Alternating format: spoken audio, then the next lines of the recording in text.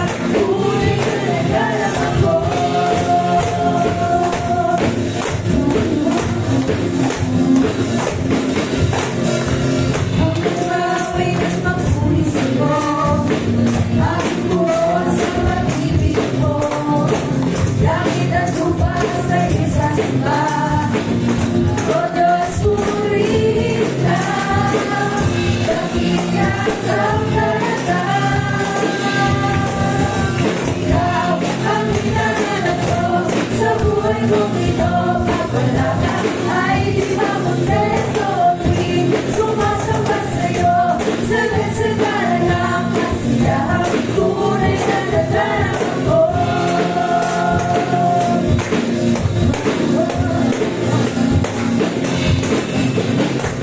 Ang pananatahanan mo, ang hinahanap ng puso ko, kaligayang di kaya tuloy. Sa'yo ko alam na naman, ang ako'y malaya na. Ikaw ang hinahanap ko sa buhay kong ito, pag wala ka ay di makontento. Sumasamba sa'yo, sagad-sagad ang kasiyahan, tunay na nadarama ikaw ang hinahanap ko sa buhay kong ito, pag wala ka ay di makontento. Sumasamba sa'yo, sagad-sagad ang kasiyahan, tunay na nadarama ko. Oh, oh, oh, oh, tunay na nadarama ko. Oh, oh, oh, oh, tunay na nadarama ko.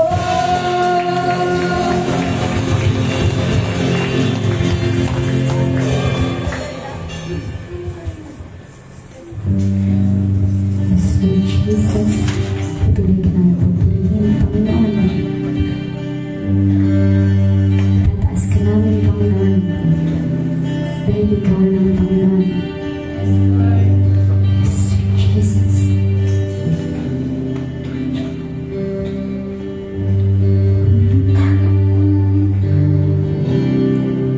Iyong kagandahan sa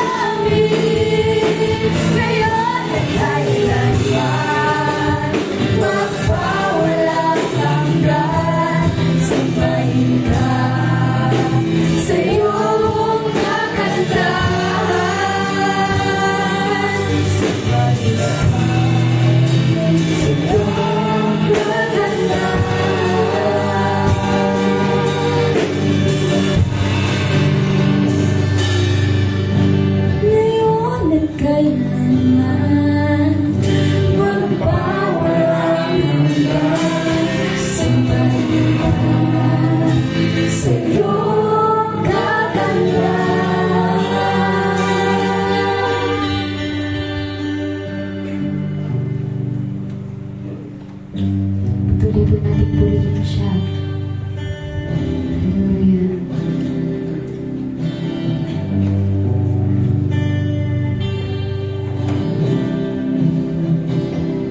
Mahal kita, unahan ka ng iyong biyaya. Buhay, hawak mo sa iyong kamay. Hanggang sa aking pagmuna, hanggang sa pag-ibig, aawitin ko ang kabutihan ng Diyos. Ika'y tapat sa habang buhay. Ika'y mabuti mapagkailanman. Hangga't ako'y nabubuhay, aawitin ko ang kabutihan ng Diyos.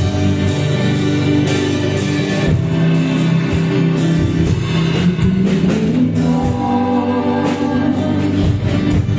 siyang gabay sa kasakitan at naganda sa gitna ng kalimitan. Kaya ikaibigan, walang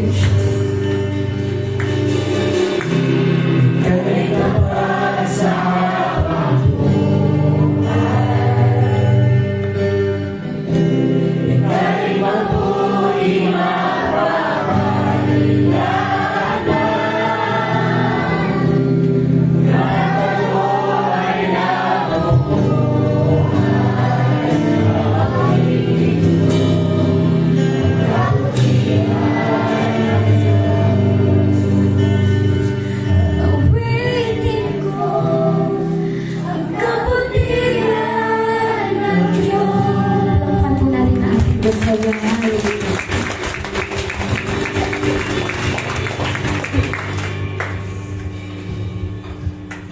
Amen. Hallelujah. Patuloy po tayo sa presensya ng Panginoon. O Diyos, patuloy, Panginoon, na tunay na aawitin namin, Panginoon, patuloy ang inyo pong kabutihan na hindi po nagbabago sa bawat isa po sa amin, Panginoon. Lord, dumaan man kami, Panginoon, sa maraming trials, Panginoon. Dumaan man kami, Panginoon, sa mga pains, Lord. Pero ang kabutihan mo, Panginoon, na hindi nagbabago sa bawat isa po sa amin. Tunay na napakabuti mo po, Panginoon. Kapag minsan, O Diyos, naroon minsan ang katigasan ng aming ulo, Panginoon. Kami nagkukulang sa iyong harapan. Pero ang iyong pong kabutihan at ang inyong pong pag-ibig ay hindi po nagbabago, Lord. Kaya, Lord, patuloy ka namin pinupurit, pinasasalamatan sa oras na ito, Panginoon. Napatuloy, Panginoon, ng ang iyong pag-ibig sa bawat araw, Panginoon, ay lagi mong pinararanas sa bawat isa po sa amin, Panginoon. Salamat po sa kabutihan niyo, Panginoon, na hindi po nagmamaliw mula noon hanggang ngayon, Panginoon. Ang inyong pong kabutihan, ang inyong pong pag-ibig ay laging nariyan, Panginoon. Na lagi, Panginoon, yumayakap sa amin. Na lagi, Panginoon, nagko-comfort sa amin. In times of trouble, Lord, nariyan ka, Panginoon. Nariyan ang iyong kabutihan. Nariyan ang iyong pag-ibig, Panginoon. Salamat po, O Diyos, sa dakilang pag-ibig na inalay mo sa bawat isa po sa amin, Panginoon. Lord, salamat po, Panginoon, sa nagdaang panahon. Sa isang linggo, Panginoon, nagdaan, salamat po sa inyo pong kabutihan, sa inyo pong mga prinubay sa amin, Panginoon. Salamat, O Lord. At patuloy, O Diyos, sa oras na ito, kami po'y dumadalangin, Panginoon, sa inyo pong kabutihan, sa inyo pong harapan at sa inyo pong banal na trono, Panginoon. Lord, amin pong inilalapit sa inyo patuloy ang aming pong bansang Pilipinas, Panginoon. Pag di po kami manghihinawa, Panginoon, ay panalangin ang aming pong bansa, Panginoon. Lalo na po, Panginoon, ang aming pong mga leader, mula po sa presidente, Panginoon, hanggang sa pinakamababa pa, O Diyos, na posisyon, Panginoon. Lord, dalangin ko, Panginoon, dalangin namin, O Diyos, na patuloy po silang hipuin, Panginoon. Na patuloy, Panginoon, sa kanilang puso, O Lord. Patuloy po, Panginoon, ilagay, O Diyos, ang tunay na paglilingkod sa bayan, Panginoon. Na maisip nila, Panginoon, patuloy ang kabutihan lamang ng mamamayan ng Pilipinas, Panginoon. Dakilang Diyos, dahil ko po, Panginoon, nabigyan mo po sila ng karunungan na nagmumula sa iyo, Panginoon, upang magampanan nila, Panginoon, ang kanilang mga tungkulin sa aming bayan, Panginoon. At alisin mo, Panginoon, sa puso nila, Panginoon, ang mga bagay, Panginoon, na mga pagpaparumi, Panginoon, sa kanilang pangalan, Panginoon. Alisin mo po ang kaisipan ng korupsyon, Panginoon, sa kanilang isip, Panginoon, sa kanilang puso, O Diyos. Alisin mo, Panginoon, sa kanilang puso at isipan ng mga pandaraya, Panginoon. Lord, tunay, O Diyos, napalitan mo ito, Panginoon, ng iyo lamang kabutihan, Panginoon, upang, O Diyos, ang kanilang bawat hakbangin at gagawin ay pawang kabutihan na nagmumula sa iyo, Panginoon. Lord, ganun din po, dalangin namin, Panginoon, patuloy, O Diyos, ang bawat pamilya, Panginoon, pamilyang Kristiyano, Panginoon, sa aming bansang Pilipinas, Lord.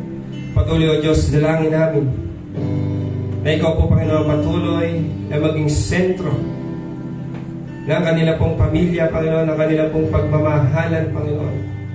Patuloy, Diyos, na ikaw ang sumama sa kanila mula po sa mga magulang, anak, Panginoon, sa lolo at lola, Panginoon, pamangkin, tiyahin, tiyuhin, Panginoon, sa bawat pamilya, O Diyos, na yung mga anak ay patuloy, Panginoon, na ikaw ang sa kanila, Panginoon, sumama. Patuloy, O Diyos, na bigkisin mo po sila ng inyong pong pag-ibig upang, Panginoon, patuloy, Panginoon, sa kanila pong kalagitnaan ay patuloy, Panginoon, mahayag ang inyong pong kabutihan, Panginoon.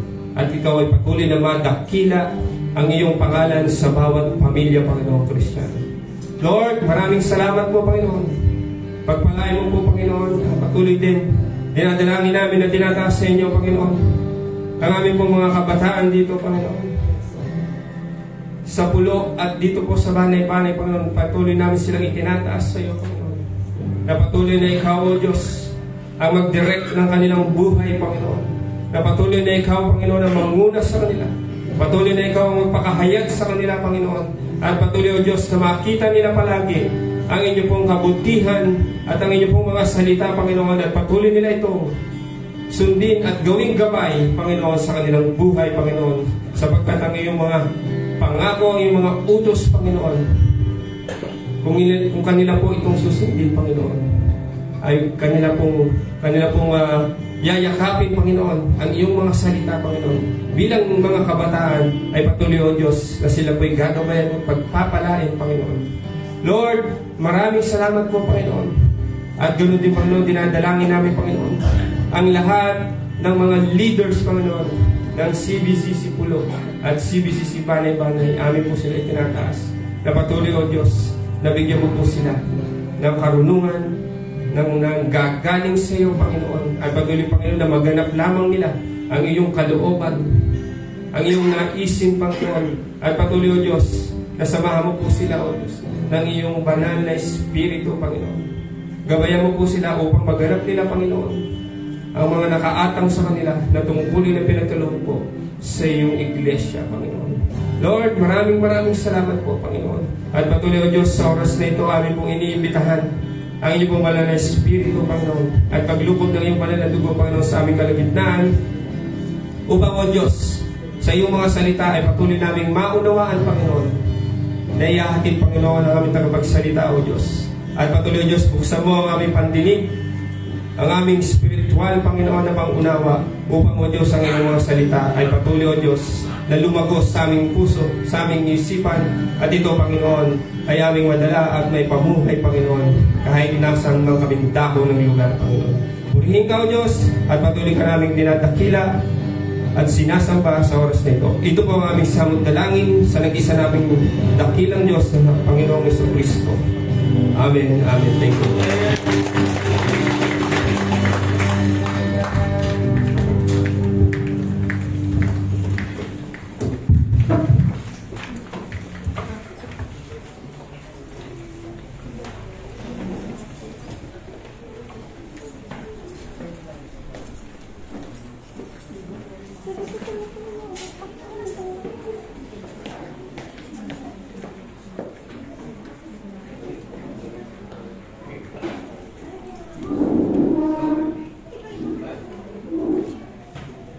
Okay, magandang umaga po.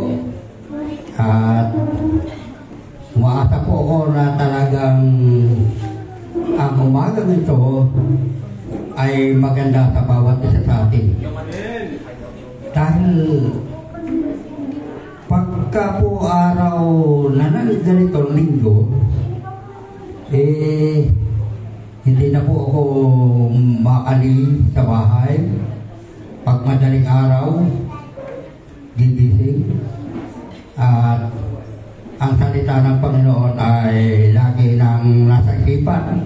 Kahit hindi po ako magbukas ng banal na kasulatan, ay narito po sa aking isip ang gawain ito. Sana po, ang umagang ito ay tunay na tayo ay nagkakaisa. O meron tayong pagkakaisa. Ito po yung napakahalaga na gawain ng mga mananampalataya pagka po araw ng linggo. Pero meron tayong nalilimutan, yung pong araw ng Miyerkules ay isang mahigit din na napakahalaga na gawain. Pag araw po ng Miyerkules ay doon kami natututo na pag-aaral ng salita ng Diyos. Ito po ay napakahalaga. Sa bawat tumatako sa bahay ito pag Miyerkules, ay nakikita po namin yung tunay na pag-aaral, tunay na naisin ng Diyos para sa atin. Una, hindi lang pagkakaisa. Ikalawa, ang kailangan ay malaman natin na totoo na tayo ay mayroong kaligtasan. Matagal nang iniaalok ng Diyos ang kaligtasan ito. Sa panahon po ng Panginoong Hesus, kung nabubuklat niyo po sa ating Biblia, nang naglalakad ng Panginoong Hesus ay nakita niya yung mga mamalakaya ng isda o ng mandaraga. At sabi ng Panginoong Hesus, sumunod kayo sa akin, gagawin ko kayong mamalakaya ng tao. Ibig sabihin, ito po ay dapat sumunod sa Panginoon para gagamitin siya para paghahayag ng salita ng Diyos. Pagkatapos po noon, yung mga alagad na ito ay nabuo sa 12, ang ginawa ng Panginoon ay isinuko niya ng dala-dalawa sa bawat lugar para ihayag ang salita ng Diyos. Ito po yung nangyari ng Panginoon, panahon ng Panginoon Jesus. Sa panahon natin ngayon, ano ang dapat talaga sa atin na pagkakaisa? Napakahirap minsan tanggapin ng mga mananampalataya na makipagkaisa. Samantalang ang sinasabi dito, pagkakaisa. Ito ay dapat na bawat mananampalataya ay magkaroon ng pagkakaisa, pagkilala sa Panginoon na isa siya tagapagligtas na inaasahan natin pagdating ng panahon. At ang panahon yun ay aantayin natin. Noong Miyerkules, sa aming pakipag-usap sa naming kapatid, umiiyak siya nang tanggapin niya ang Panginoon. Sabi niya, ang tagal kong namuhay dito, hindi ko alam ng kaligtasan na iniaalok ng Diyos. Ngayon ko lang naramdaman. Lumuluha siya. Lumuluha dahil nakilala niya ang Diyos. Lumuluha siya dahil sa kaligayahan. At ang ating kapatid na ito ay narito po na siya sa tumanggap sa Panginoon noong Miyerkules ng gabi. Salamat sa Panginoon, mayroong isang kaluluwa na ililigtas niya. Para sa pagdating ng araw na yun, ay makakasama natin pag inihayag ng Diyos ang bawat sa atin, ano ang mangyayari sa atin. Buksan niyo po ang ating banal na kasulatan, sabi po sa Unang Korinto 3:9.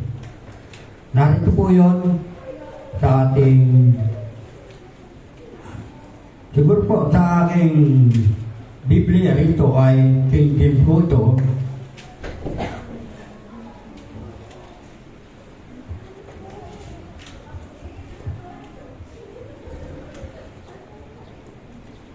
Ang sabi po rito sa King James, sapagkat tayo ay mga kamanggagawa ng Diyos, kayo ang bukid ng Diyos, ang gusali ng Diyos. Tatlong salita o tatlong pangungusap na iba't iba ang kategorya.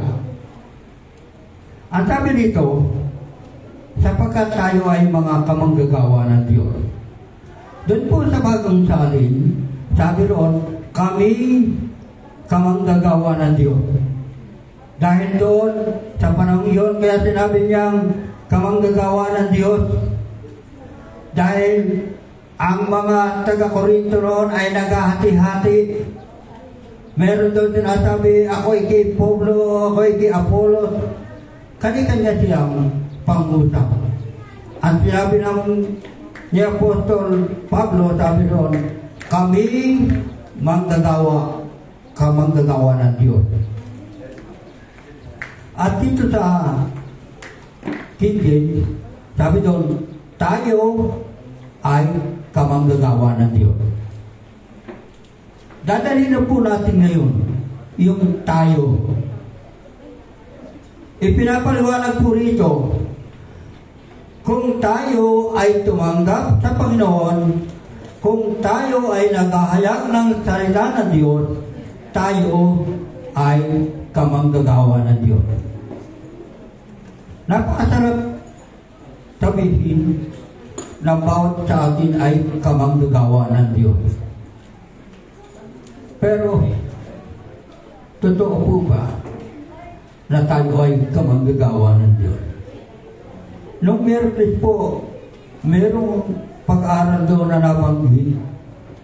Ang sabi noon ay hindi dapat ipinipilit o pipilitin yung gawain.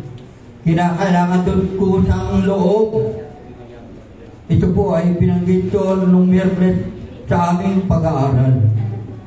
At nakita po namin doon na kailangan kapag tayo ay kamanggagawa ng Diyos, ay merong leader, merong nangunguna. Hindi po nasakupin, may nangunguna sa isang gawain. Ito po yung mahalaga. At sa mga kabataan, sabi doon, pasakop kayo sa mga leader, o sa mga pastor, o sa mga elder, o sa mga nangunguna sa isang gawain. Napakasarap pong sabihin kapag tayo ay kamanggagawa ng Diyos. Ang nais po ni Apostol Pablo ay abutin natin yung kanyang kalagayan, yung kanyang kategorya na nais niya na tayo ay patuloy na maglingkod. Ano yung kaparaanan para tayo ay makapaglingkod? Ang bawat isa sa atin ay mayroong kani-kaniyang trabaho para sa ating pamilya. Kung sabihin ko po sa akin, ako po ay naglilingkod sa aming barangay, sasabihin niyo, napakasipag ko po. Dahil doon ang paglilingkod ko po ay MWF, 3 araw. Samantalang dito, Miyerkules at Linggo lang po. Kulang po. Kung tutusin ay halos ang paglilingkod ko po sa Panginoon ay kulang. Napupuno lang po ito sa bawat isa sa atin na marunong manalangin na bawat isa. Ano yung papanalangin natin bilang manggagawa ng Diyos? Una, mga mahal natin sa buhay. Napakahirap nung mangangaral ka sa kabila, sa kapitbahay, sa kabilang baryo, samantalang ang pamilya mo ay hindi mo napapangaralan, hindi mo nadadala sa Panginoon. Ang nais ng Diyos, yung pagkakaisa ay yung pamilya ang pagkakaisa. Ang nais ng Diyos, tayo na narito ay magkaisa. Magkaisa para sa Panginoon. Napakasarap ang buhay na nagkakaisa para sa Panginoon. Ang buhay natin po ay parang alon sa dagat na laging malakas ang alon, minsan mahina. Kapag tayo ay naroon sa isang bangka na nagpapatianod sa takbo ng dagat na ito, wala po tayong kahinatnan. kung tayo hindi marunong magmaneho ng ating sasakyan. Ibig sabihin ng ating buhay ay ating itaguyod, ating itama ang lahat nating ginagawa. Ito yung isa na nais na pagkakaisa na nais ng Diyos sa atin. Ikalawa, sabi yung bukid ng Diyos. Sabi ron, kayo ang bukid ng Diyos. Meron mga babasa po tayo, 3 talata po yata ito. Sabi ron, hindi ba sinabi ninyo, may 4 na buwan pa at saka darating ang pag-aani. Narito sa inyo'y aking sinasabi, itanang nyo ang inyong mga mata at inyong tingnan ang mga bukid na mapuputi na upang alihin. Ang umaani ay tumatanggap ng upa at nagtitipon ng bunga sa buhay na walang hanggan, upang ang nag-aasik at ang umaani ay magagalak kapwa.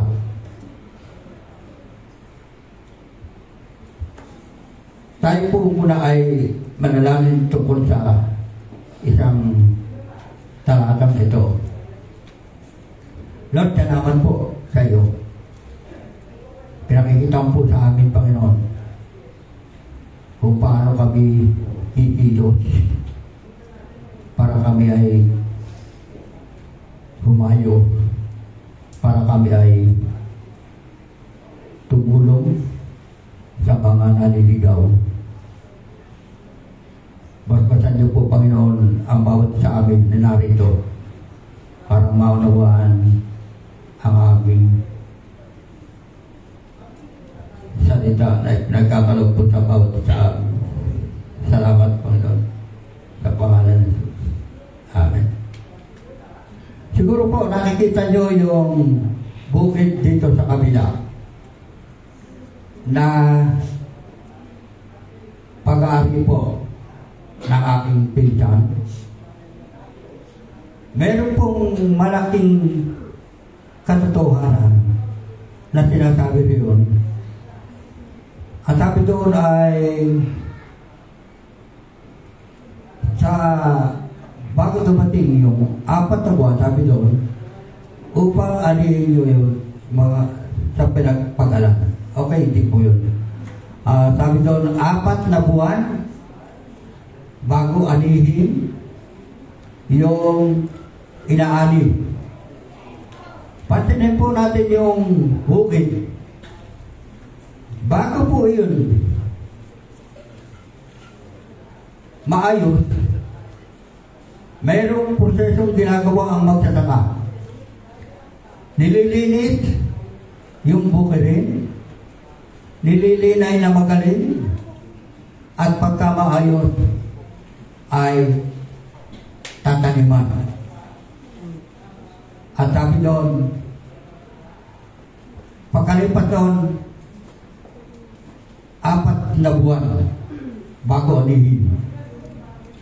Sa amin pong magsasaka, kaya po 4 na buwan ay 120 days.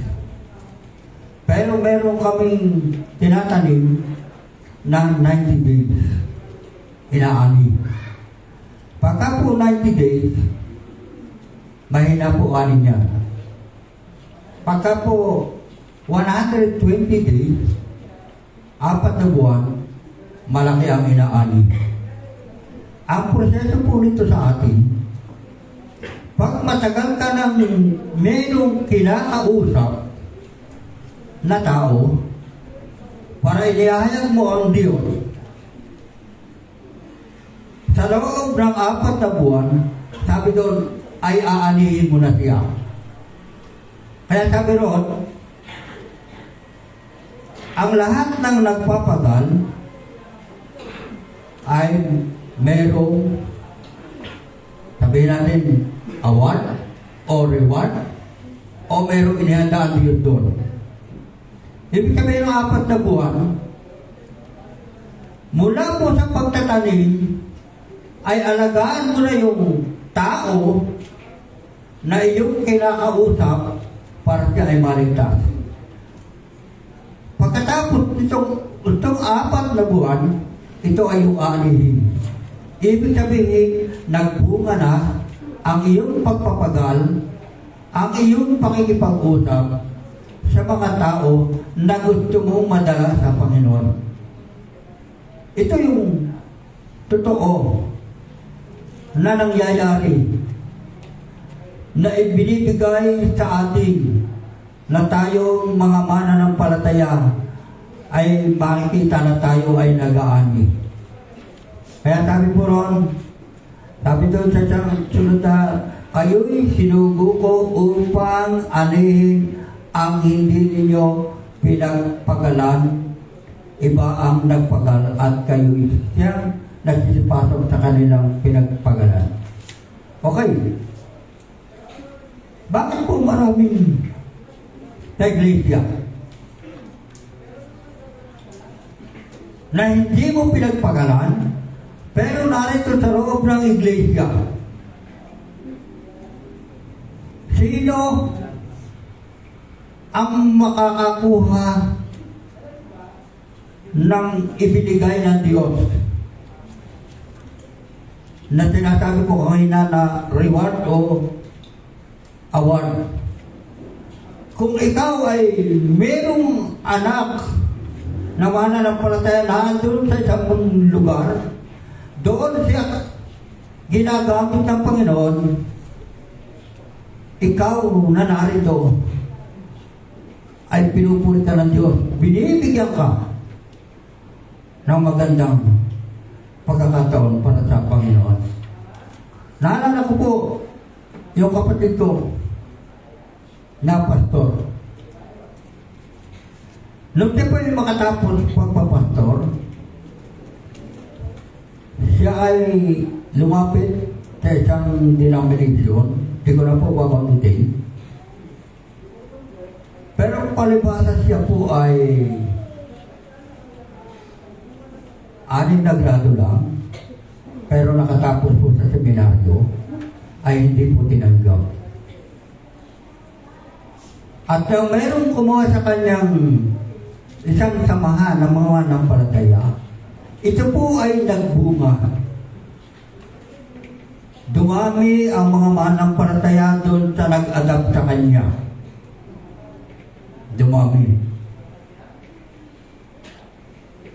Ito po yung sinasabi na makausap ko si pastor, yung kapatid ko, Kuya, nasa inyong tagapulo ang award o reward o corona na ibibigay ng Diyos sapagkat ako ay galing sa pulo. Napakasarap pakinggan, napakasarap binibinihin yung kanyang sinabi yun. Kahit na siya ito naglilingkod, lumago yung iglesia yun. Umabot na halos 2,000 ang kaniyang naging mananampalataya sa lugar na yun. Ang sabi niya, Kuya, ako ay tagapulo. Ito yung sinasabi. Kung kayo man ay galing sa iba't ibang lugar, na narito ang Panginoon ay nakatingin sa nagtanim sa inyo. Sila ang nag-aani. Nagpapagal dito pero sila ang nag-aani. Napakasarap bilidilihin ang salitang ito ng Panginoon. Ulitin ko po, bakit ang magtataka ay 2 klase ang itinatanim? Isang madaling anihin, isang matagal anihin. Yung pong madali, sa aking pag-iisip, kinakailangan madali dahil maraming nagugutom. Kinakailangan sa loob ng 90 days ay maani ito para sa mga nagugutom na tao. At doon sa 120 days ay doon nag-aantay, ini-stock ang mga pagkain ito para sila naman ang mamumutmut sa mga tao pa na kulang ang pagkain na inani noong 90 days. Ano yung kinalaman nito sa atin? Ano ang masasabi natin? Ako, sabi ko nga, 14 na taon, ako naging mananampalataya. Nung ako ay mabautismuhan ay 18 anyos na po ako. Ibig sabihin, hindi karang-araka nagbunga ang yung kilala ko sa Panginoon dahil nagkulang ng pangalaga. Sa mga magsasaka, para makita niyo ng maganda ang inaani, nililinisan yan kapag palay na po. Inaalis yung damo. Inaalis yung, sabi natin, mga dawag. Sa amin pong magsasaka ay napakaraming pangalan ang mga damo na sumisira sa palay. Ito po ay aming inaalis para umani ng maganda. Sa atin, tayo ang magsasaka, tayo po ang bukid ng Diyos. Paano tayo mag-aani kung tayo hindi nakilos? Paano tayo makakakuha ng lingkod ng Diyos para humalili sa atin? Napakahirap paisipin kapag lagi nating tatanawin yung buhay doon. Iba po ngayon ang pamamaraan ng mga magsasaka, lalo na po sa ibang bansa. Hindi na po nag-aani ang mga tao, makinarya na po ang nag-aani. Ito po ang nangyayari sa ibang bansa. Sa Vietnam, sa Taiwan, ganito po ang ginagawa. Makinarya ang nag-aani para nila ay maibenta ng mabilis sa mga tao. Pagkatapos na makapag-stock na para sa kanilang bansa, ay kanilang itong ni-export kasama po ang bansang Pilipinas sa bumibili ng bigas na ito na kanilang pinagpapagalan. Paano po tayo? Noong po ako ay na-attend ng seminar ng magsasaka. Sa Japan, ganito po ang ginagawa. Para walang patid ang pag-aani. Yung 3 hektarya na isang tao na siya nagpapagal, hindi po niya sinasabay-sabay ang pagtatanim. Yung 1 hektarya, yun ay tatamnan niya. Kapag ka po naka 1 buwan, 2 buwan, sasakayin na yung isa, tatamnan na yun. Hanggang sa 3 hektarya. At pag-ani nun, sunod-sunod po. Hindi po biglaan. Kaya sa atin dito, mapansin niyo po, binibigla ang pagtatanim. Kaya pagdating ng tagbagyuhan, sira lahat ang pananim. Naranasan ko po namin dito, tumbukin po namin ito. Sa hektarya at kalahati, sinira ng bagyo. Ibig sabihin, tinuturuan ng magsasaka na huwag sabay-sabay ang pagtatanim, ang pag-aani. Sa atin pong mga manampalataya, marami po tayong nakasama rito.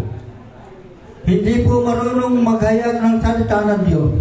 Pero ang ginagawa niya, para siya may nakontak na tao, isasama niya sa isang magaling makipag-usap para ito ay tumanggap sa Panginoon. Ito po yung kalagayan natin.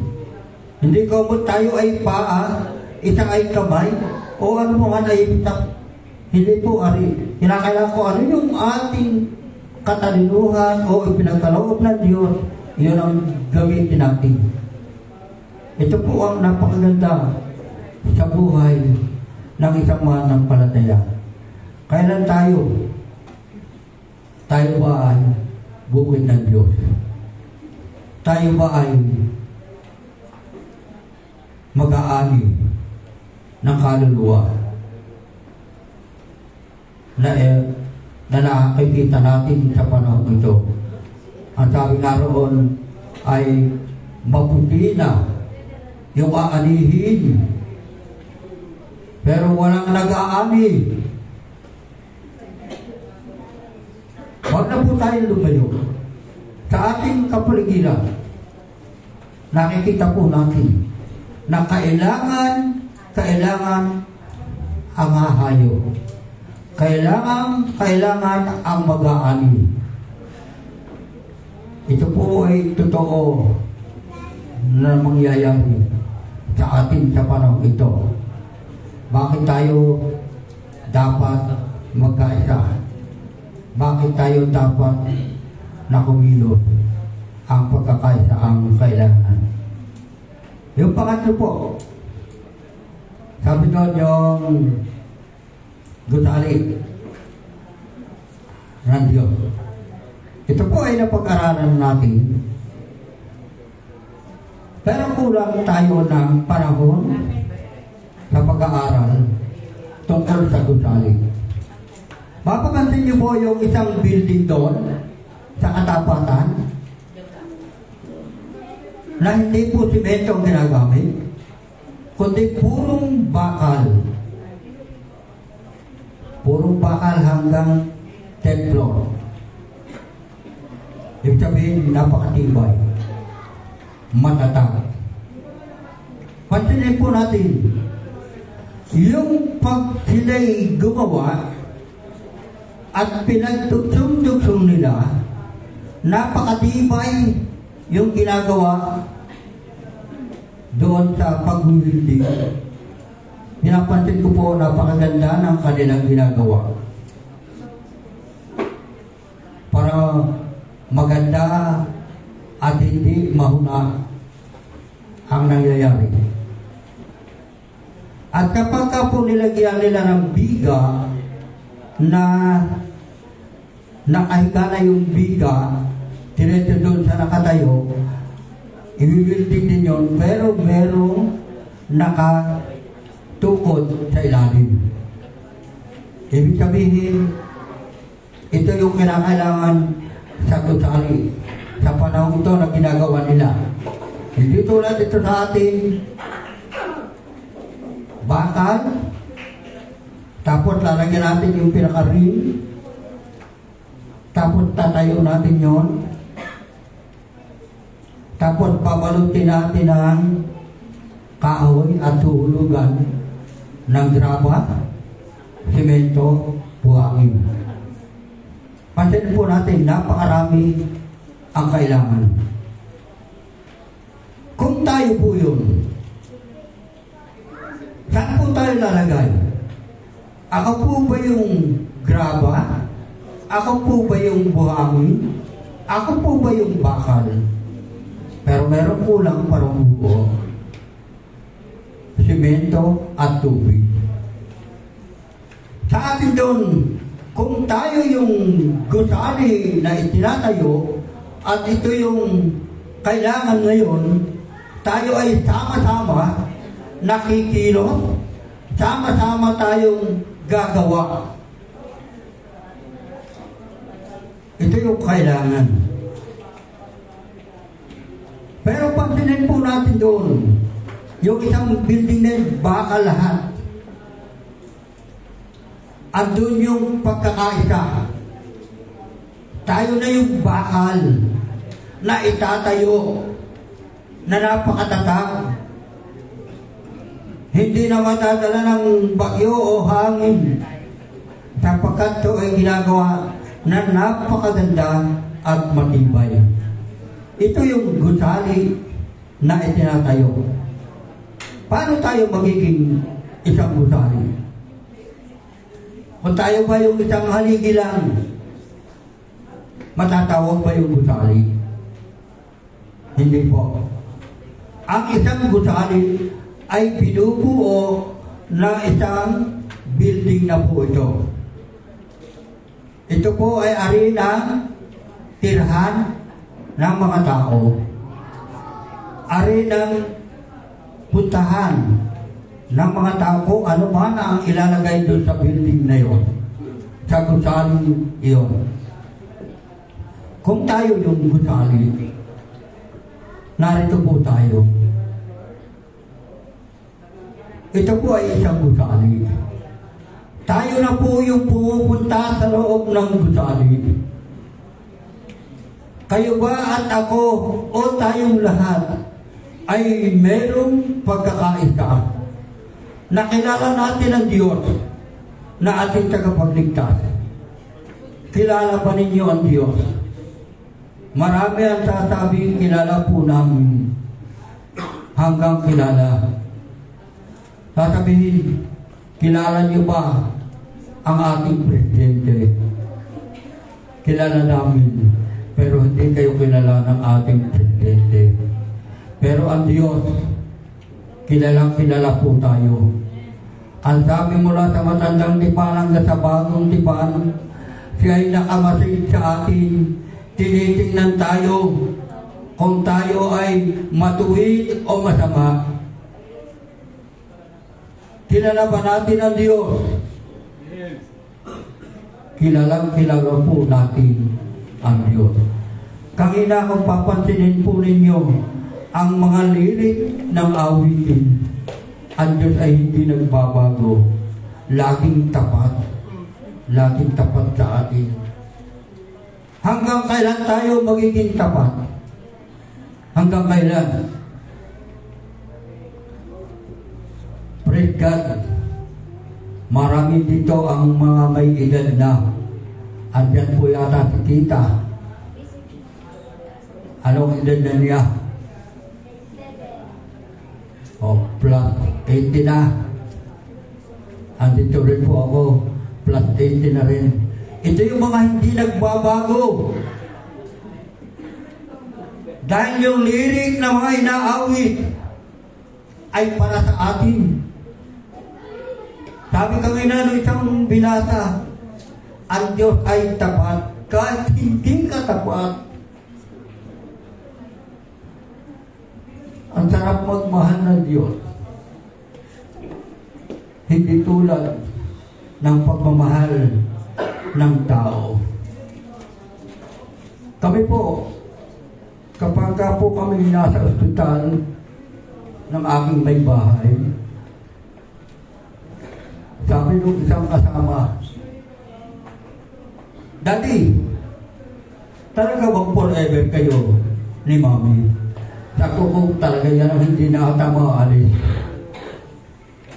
Kaya minsan ka ako pagbibiro ko, pero masarap pakinggan. Nung kami kasal, ang sabi nung pare, magsasama kayo sa hirap at ginawa. Ito na po yun. Pero ito po ay nagagawa namin dahil sa Panginoon. Ang Diyos ang bumubuo na aming pag-iisip na kahit kami mahina na gusto naming maglingkod sa Diyos. Message ko po, dati po ron, mga awit sa iglesia. Kung saan mayroong gawain ng mga kababaihan, na andun po siya. Ako po ang naiiwan. Pero purihin ang Diyos. Ang sabi ng Diyos, sa aming pamilya, Velasquez, Pascua, ay isang gusali kaming maitutuloy. Dahil narito po sila.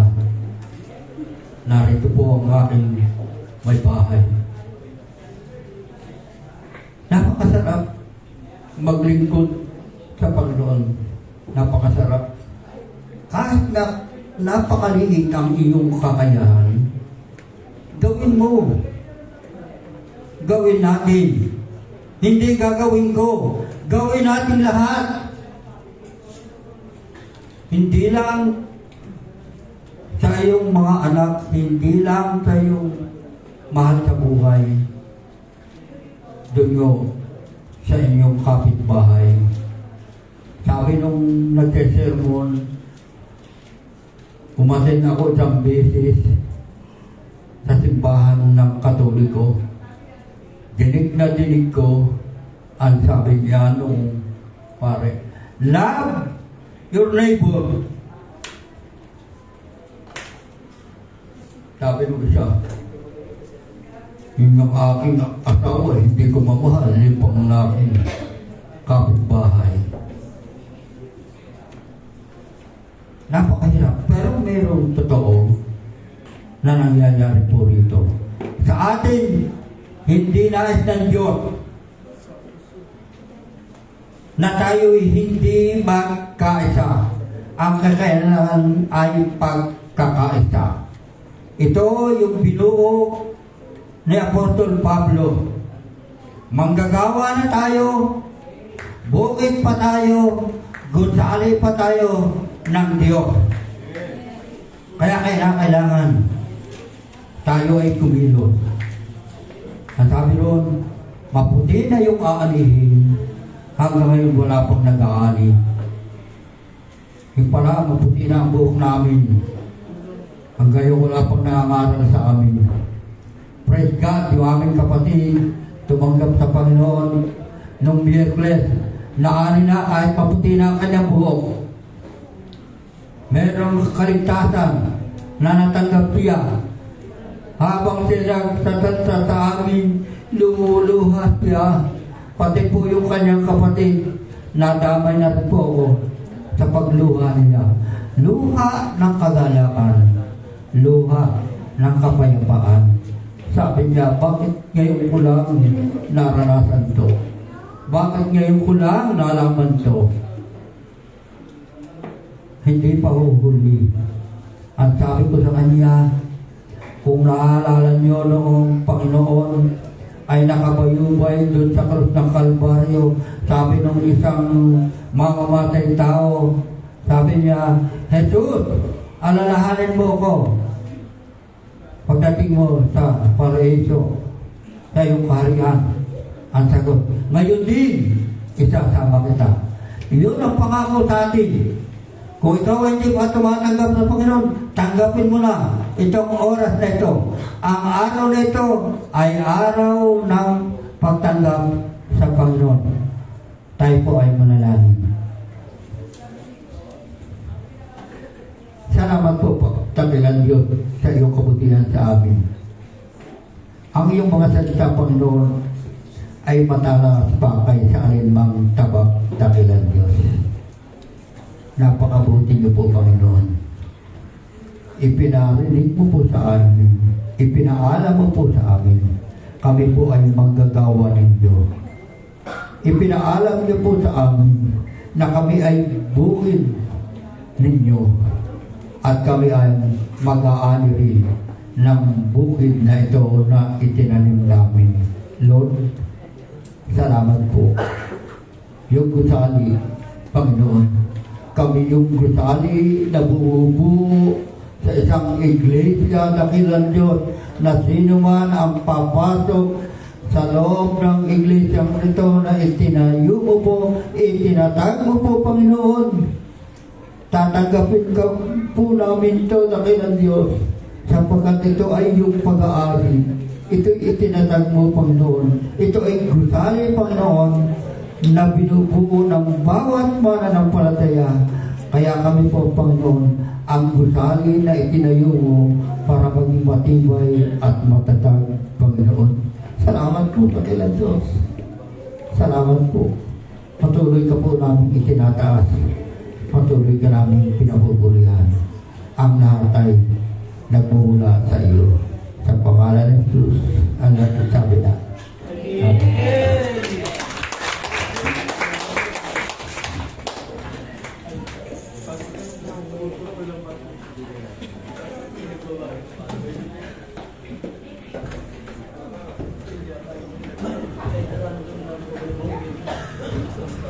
Puri ng Diyos. Maraming salamat po sa ating tagapagsalita. At tunay nga po ang Diyos ay napakabuti.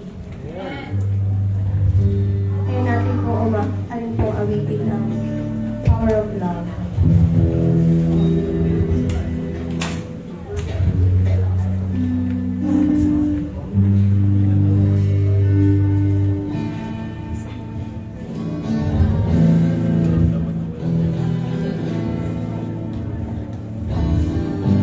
Lord, I come to you. Let my heart be changed. With you, flowing from the grace that I found in you. Lord, I come to you. Since I see you be, will be stripped away. But the power of your love,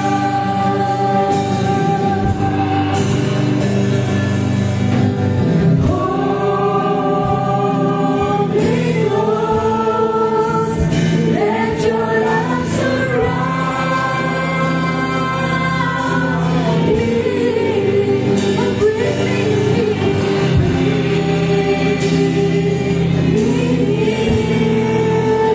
draw me to your side,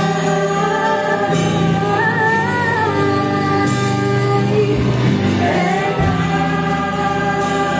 as I wait, eyes are blinded,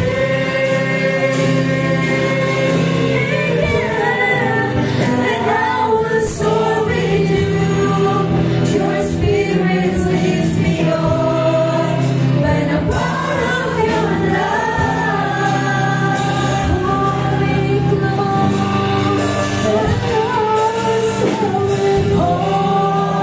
Holy Ghost, let your love surround me.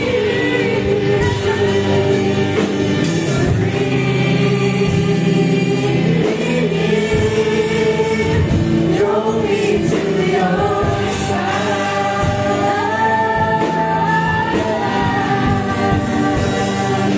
and as I wait, our eyes align,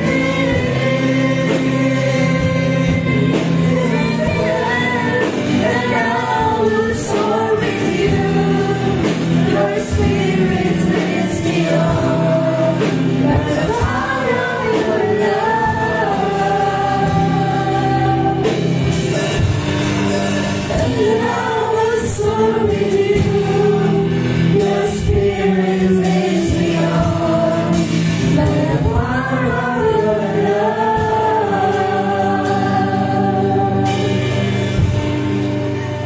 and I will soar with you. Your spirit leads me on by the power of your love.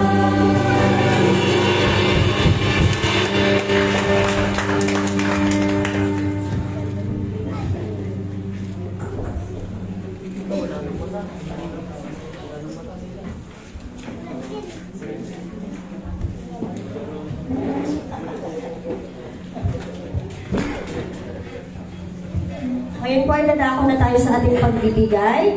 Ating pong ialay sa Panginoon ang lahat ng ating pag-aari. Dahil siya po ay deserve makatanggap po ng anuman po ang meron tayo dahil siya naman po ang nagbigay. Amen. ating tawagin si Ate.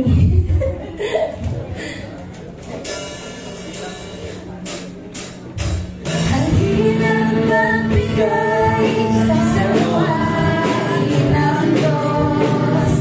Kung nais mong ikaw pagpalain lubos, halina't iandong ang mabuting ani. Kasabay ang pagsambay, papupuri. Halina't magbigay sa luwain ng Diyos. Kung nais mong ika'y pagpalain lubos, halina't ihandog ang mabuting ani. Kasabay ng pagsambay, papupuri. Kasabay ng pagsambay, papupuri.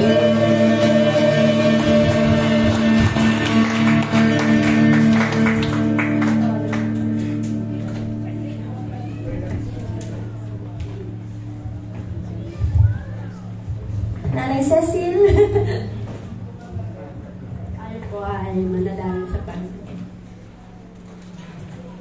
Panginoon, tunay po na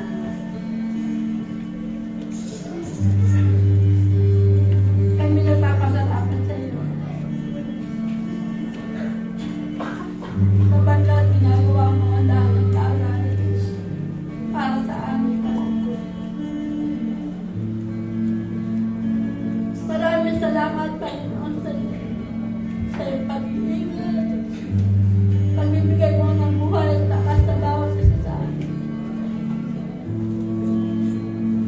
Salamat po, Panginoon, sapagkat nakakilala ang kapatid sa iyo. Tinanggap ka niya, Panginoon, bilang Panginoon at tagapagpunta ng kanyang buhay. Kaya po, Panginoon, nagpapasalamat po sa iyo, Panginoon. Salamat po, Panginoon, sa mensahe na narinig mo. Panginoon, tulungan mo po kami na magampanan po namin ang mga bagay na amin narinig ngayong araw. Panginoon, nagpapasalamat po kami sa lahat na nagbigay ng mga offering nila, mga date nila, Panginoon. Tunay po, Panginoon, ang dalangin ko po sa iyo. Pagpalalo po kami lahat, Panginoon. Upang makapagbigay po kami sa iyong gawain. Upang lahat ng mga plano ng iglesia ay mas kaya nagpupuri kami sa iyo. Nagpapasalamat, Panginoon, sa lahat ng mga anak mo na patuloy nagbabahagi ng kanilang mga ikapo at offering. Purihin ka, Panginoon, sabahin ka. Sa iyo ang pinakamataas na pagpuri at pagsamba. Sa pangalan po ng aming Panginoon Jesus. Amen.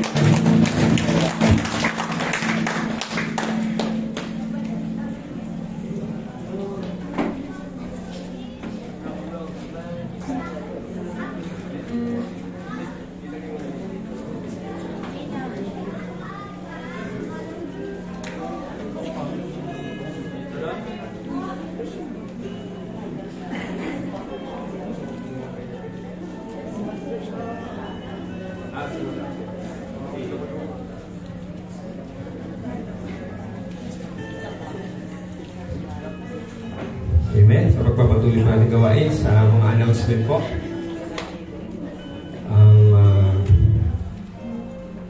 Ang ating pong Wednesday prayer meeting po ay tuwing alas 6 po. Muli po ay inaanyayahan po tayo. Wala pong ano po ito, pinipiling edad. Yan. Kahit sino pong may anong edad po, kaya inaanyayahan po namin kayo na makasama sa prayer meeting. Napakahalaga po niyan. Pananalangin po sa ating Panginoon. Next po. Practice po ng praise and worship team. Ayan po, depende po yan sa availability po ng worship leader at na iba pong mga worship team. Sunday, ayan po. May pagbabago po tayo the next month po ng ating service. Ibabalik na po natin siya sa 9 to 9:30 po muli ang ating pong service. Ang 9 to 9:30 po ay yan po ating devotion. Magiging ang devotion po natin, magiging ano na lang po, parang isa lang muna po.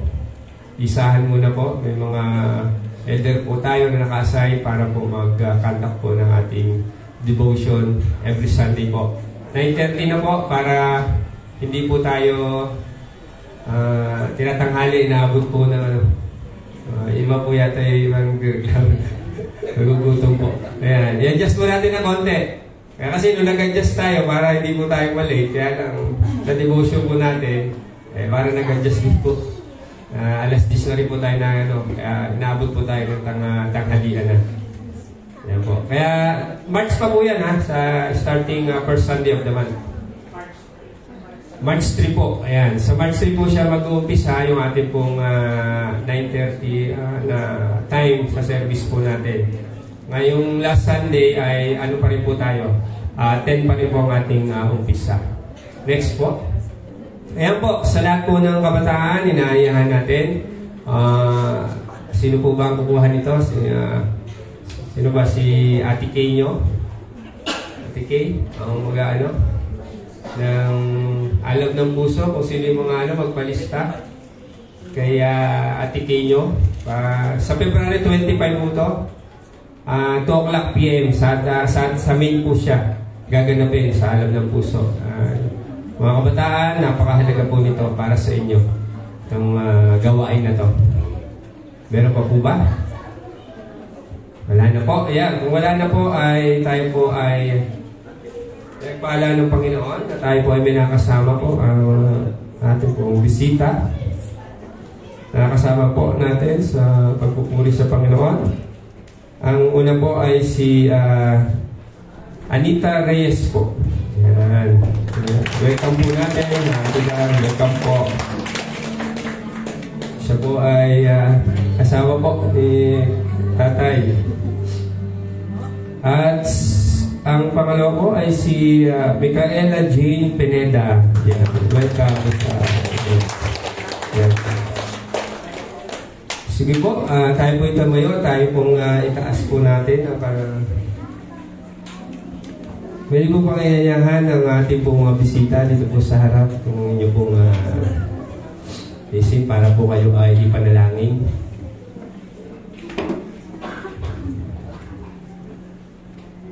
Si Elder Yaki po, ating pong tawagin para po ipanalangin. Elder po. Elder Elie, ano po tayo? Panalangin po.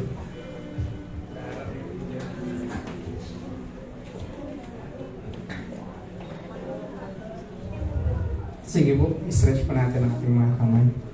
Panginoon, minsan pa kami po ay lubos na lumalapit sa iyo. At lubos na nagpapasalamat po sapagkat ikaw, O Diyos, ang tunay nga po na nagdako sa kaila sa lugar na ito. Kaya Panginoon, dalangin po namin, O Diyos, na kayo, Panginoon, na patuloy na humipo na kailangan mga puso, na kailangan mga isipan, upang Panginoon na ikaw ay lubos na kilalanin at tanggapin bilang Panginoon Diyos at tagapagligtas. Maraming pong salamat, Panginoon, sapagkat alam po namin sa bawat pangyayari sa aming mga buhay na ikaw, O Diyos, ang tunay na Ama. Panginoon, maraming pong salamat sa ginamit mo na kapatid upang sila, Panginoon, ay dalhin sa dakong po lugar na ito. Tunay nga, Panginoon, ikaw, O Diyos, ang gumamit sa nagdala, Panginoon, sa lugar ito sa kaila upang sila ay bahagian ng iyong mga salita. Sapagkat tunay nga, Panginoon, ikaw ang kailangan namin sa iyong mga buhay. Panginoon, ano man ang kailangan mga pinagdaraanan, ano man ang kailangan mga pangangailangan, ikaw, O Diyos, ang tunay na magbigay ng pagpapala. Panginoon, purihin ka, luwalhatiin, nakilayan sa lahat, sa tanging pangalan mo, Jesus. Amen.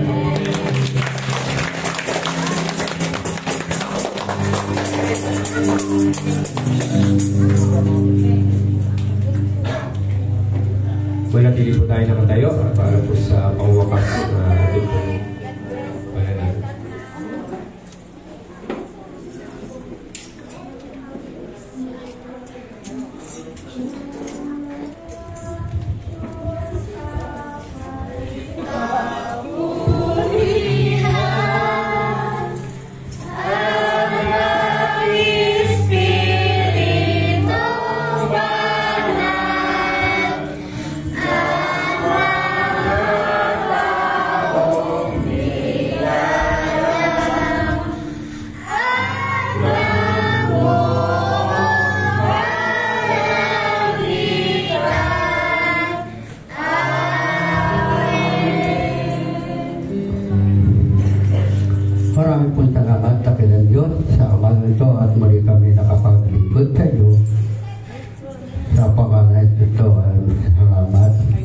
Ngayon doon sa mga pag-iingat sa inyo mula sa pagkatisod at sa inyo makapagharap na walang kapintasan na may malaking galak sa harapan ng kanyang kaluwalhatian.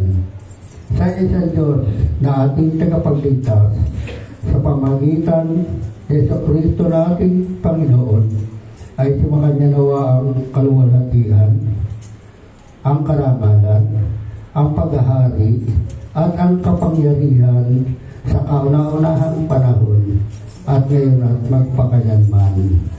Amen.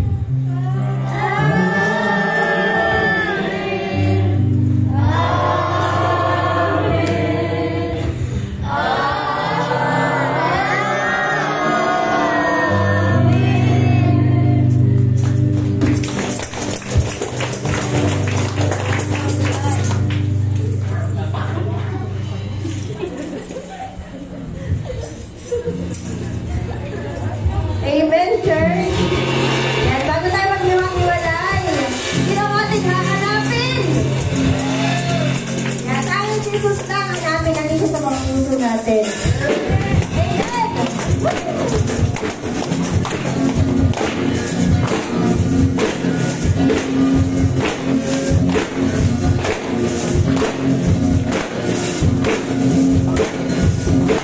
Ang bawat pagkawi sa'yo